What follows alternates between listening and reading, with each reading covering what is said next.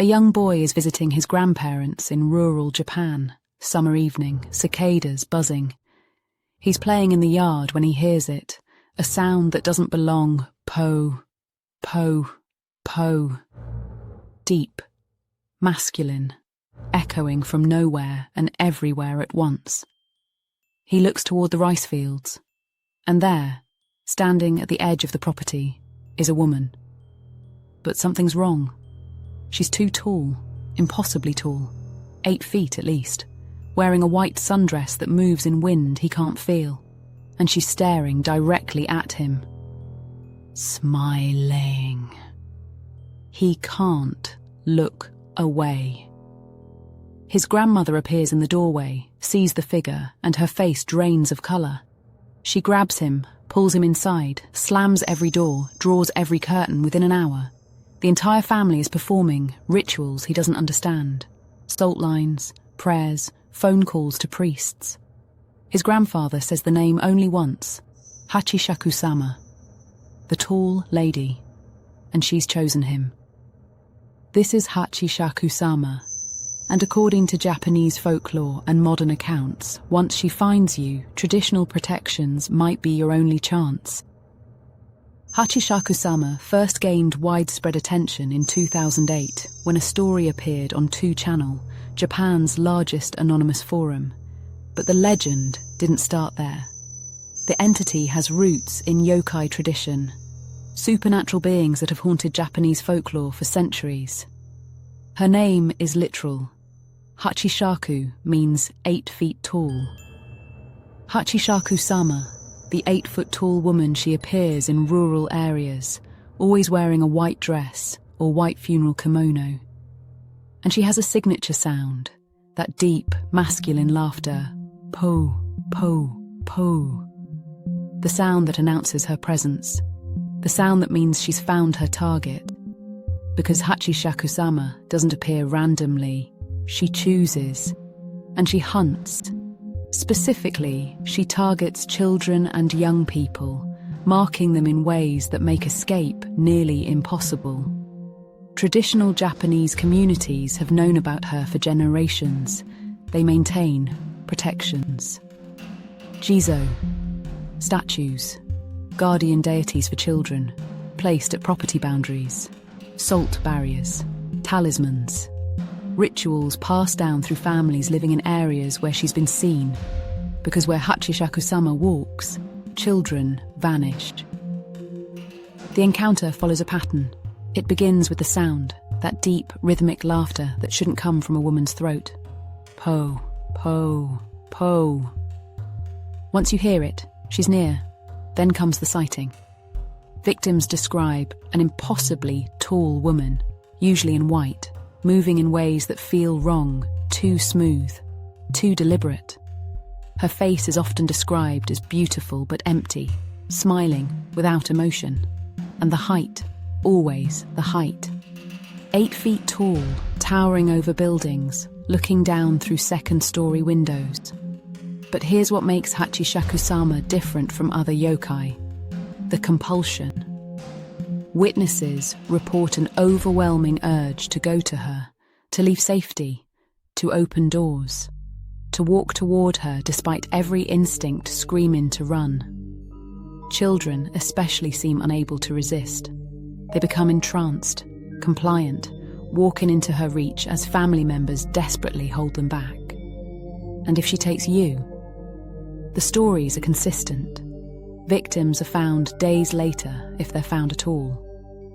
Those who return are never the same, changed, haunted, refusing to speak about what happened during those missing hours or days. In Japanese folklore, height carries supernatural significance.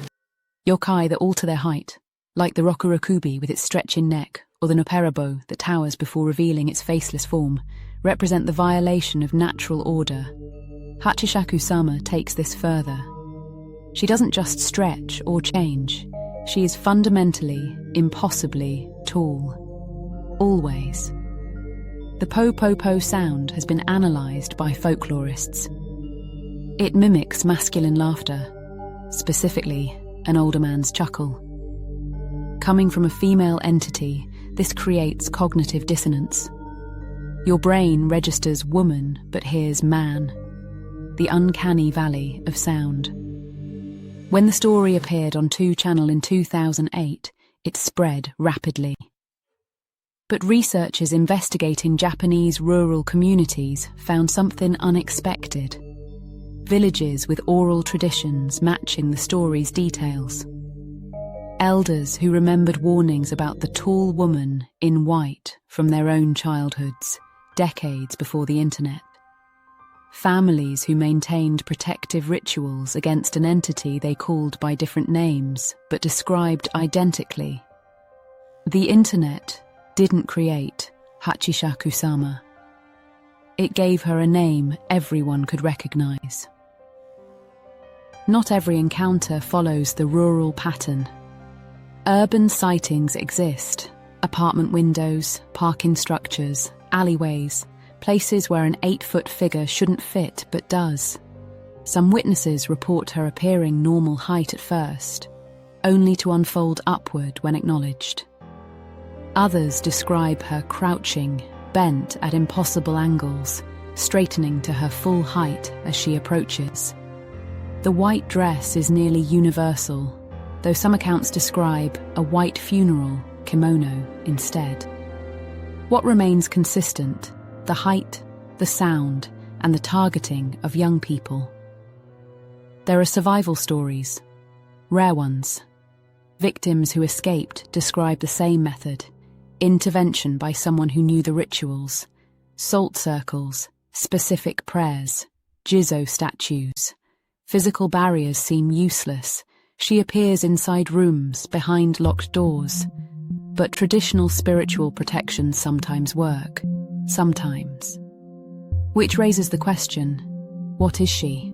And why do old methods affect an entity that seems to violate physical laws?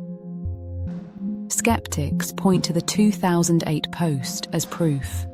It's a creepypasta, an internet horror story that people mistake for folklore. But that doesn't explain the pre-existing rural traditions, the families who've maintained protections for generations. The consistent descriptions from people who've never read the online story. Psychologically, Hachishakusama embodies specific fears. Height equals power and vulnerability. An 8-foot being looking down at you triggers primal prey instincts. The maternal figure twisted into predator. The white dress, associated with purity in Japanese culture, corrupted into a hunting uniform. And the targeting of children taps into protective instincts that make the legend personally terrifying to parents. Paranormal researchers classify her as yokai, a supernatural entity from Japanese tradition. But she doesn't fit cleanly. Traditional yokai have rules, weaknesses, patterns. Hachishakusama seems to choose her rules. Protections work sometimes, but not always. She appears where she wants, when she wants, and her targets seem almost arbitrary, except they're not. She chooses. We just don't know her criteria. Some folklorists suggest Hachishakusama represents something newer: digital age folklore. Legends born from and shaped by the internet, spreading globally while maintaining cultural specificity. She walks between worlds, traditional Japanese yokai and modern creepypasta. Maybe that's what makes her real. Not physically real, but real in the way all folklore is real, believed, feared, and spreading. If this story gave you chills, if you're checking how tall that figure is outside your window, hit that like button. It helps others discover these deep dives into the folklore that shapes our fears, and subscribe. Because we're just getting started exploring the legends that refuse to stay buried. Maybe the question isn't whether Hachishakusama is real. Maybe it's why we need her to be. Why does every culture create its own version of the tall figure? The entity that towers over us, that watches, that hunts. What does it say about human fear that we consistently imagine something just beyond our sightline, looking down, waiting? Hachishakusama is the tall lady born from Japanese folklore, amplified by the internet and still growing taller with each retelling. Somewhere in rural Japan tonight, a child will hear a sound, po, po, po, and they'll wonder if they should look up. The old wisdom says, don't, never look up, because she's always been there, waiting at the edge of the rice fields, impossibly tall in her white dress, smiling that empty smile. And once you see her, she sees you too.